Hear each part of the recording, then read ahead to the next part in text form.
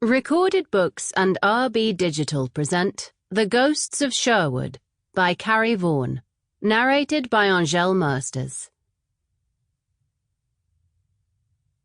For Errol and Olivia. Chapter 1. A messenger arrived to say that the Lord and Lady of the Manor would return that afternoon. Mary had a moment of panic. Her parents had been gone for months. Nothing was ready. They would arrive to find the manor in a state of disaster, and it would be her fault. But no, everything was fine. She had only to tell the kitchen that there'd be more to feed at supper, with them and all their retinue. Mother and father had been off in Surrey to see the king, a deeply serious trip wrapped up in politics. Father had joked that he might really lose his head this time, laughing and winking like he always did, no matter how serious things got. Mother hadn't laughed. Not that time.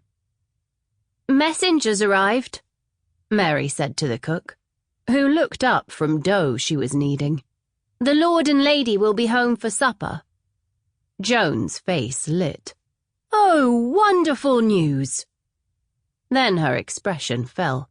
"That's a dozen more for supper at least, and anyone who's come back with them." "We've got the extra geese. They're ready for butchering, I think," Mary said. "Or would the pig be better? It's early yet."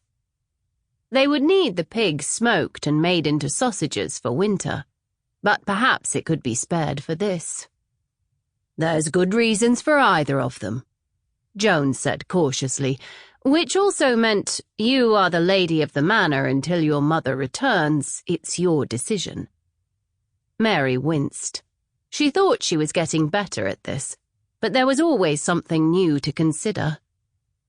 "Mother would say to butcher the geese, wouldn't she?" Joan smiled. "Yes, m'lady."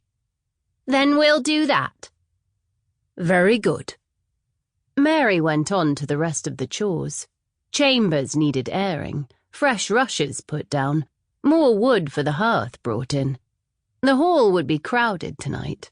The news spread fast. The whole place grew lively. Next was to see if her siblings were presentable. She found Eleanor sitting on the low paddock wall outside the main yard. She was looking out at the road, waiting. "It'll be a few hours before they get here," Mary said. "You don't have to wait here all that time." The girl set her jaw, pursed her lips. She would wait. Her back was straight, her hands clasped.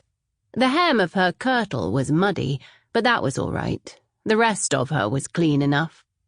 Her light brown hair was a bit of a mess. "Can I braid your hair again?" Eleanor hesitated, then nodded.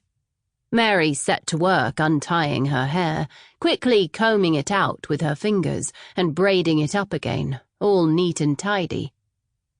"How's that?" Eleanor nodded once and turned her gaze back to the road, which would stay empty for hours yet, but that hardly mattered.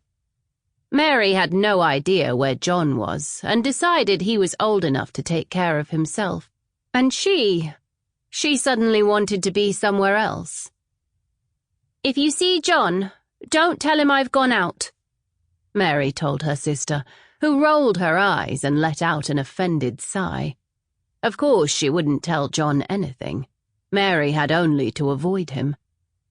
Mary raced to the chambers she and Eleanor shared by the back way, where no one was likely to see her, and changed out of her kirtle and veil and into her tunic and leggings and sturdy leather shoes, shoved her hair under her cap and sneaked back out again.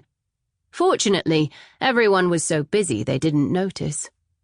At the back of the yard, she took a moment to make sure John wasn't in sight. Then she ran, across the road and the meadow beyond, and then to the edge of Sherwood Forest. When she dressed in a gown and wore her hair braided up and veiled as she ought, she looked like a woman grown.